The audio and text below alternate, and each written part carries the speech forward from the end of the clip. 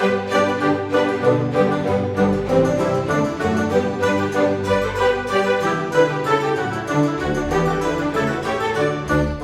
here's a story pitch. A worldwide plague struck and everyone is dead, except for the world's teenagers. You can already hear the drama unfolding, can't you? That's the idea behind The Young World by Chris Weitz. Now, while there's no shortage of post-apocalyptic stories, this isn't just another drop in the bucket. After all, Chris Weitz is the director of the beloved classic American Pie. And he also directed Down to Earth, and The Golden Compass, and Twilight New Moon. Suddenly his credentials aren't looking too great. But if you're worried about my negative bias affecting the rating of the book, don't worry, because I didn't realize exactly who the author was until I was halfway done with the story.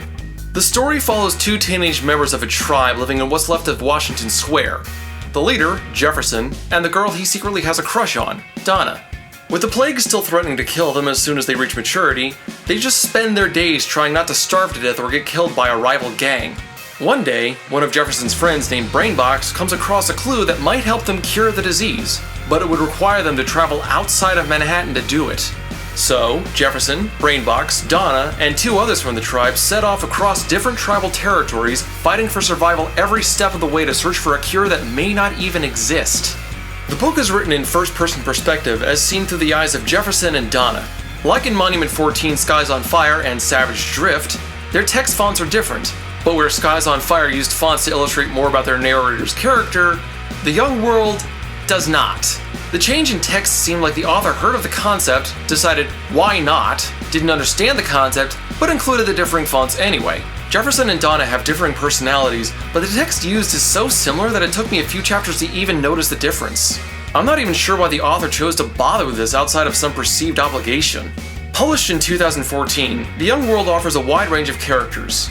The main group of heroes is comprised of the reluctant leader Jefferson, the valley girl turned sniper Donna, the gifted martial artist See-Through, the gay Christian adrenaline junkie Peter, and the nerdy recluse Brainbox. And sadly, that's all you really learn about them. There's minimal character growth between any of them, with Jefferson really getting the only notable amount when he's forced to take over as leader of the tribe. Well, that and his budding romance with Donna.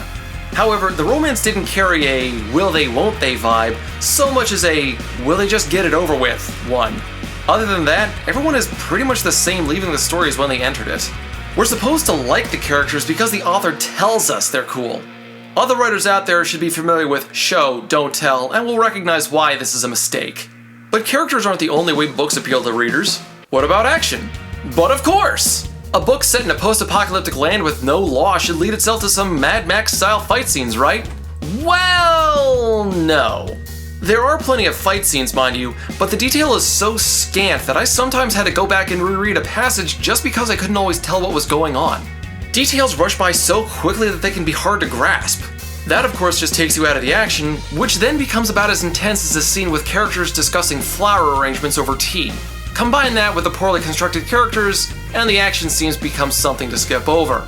There is a rival gang called the Uptowners that our heroes run into from time to time, and there is some tension between the two groups, but only sparingly. Several interactions felt like they were driven by plot necessity, instead of the characters making decisions of their own volition. For example, in one scene, they have a chance to kill the leader of the Uptowners, this group that murders people for fun and runs a sex slave trade, but our heroes choose not to, even though they're alone with the leader and can make his death look like an accident. After all, if they kill him in the first book, then who will be the antagonist in the sequels? In the book's defense, though, the ending wasn't bad. A little rushed, perhaps, but it did a good job setting itself up for a sequel. It didn't feel like some trite sequel bait just to stretch out a thin plotline into a trilogy, though I'll have more to talk about that when I review the next book. Speaking of which, Weitz is planning on making this storyline a trilogy. I've recently finished the sequel, The New Order, and the third book, The Revival, is currently planned for release in 2016. However, without a strong cast of characters and a storyline that is only occasionally interesting, I'm not chomping at the bit to dive into it. Overall, The Young World was definitely a meh book for me. Some people might like it, but I'm not one of them. But those were my thoughts. Have you read the book? What did you think? If not, do you want to read it now? Comment below and stay tuned for more.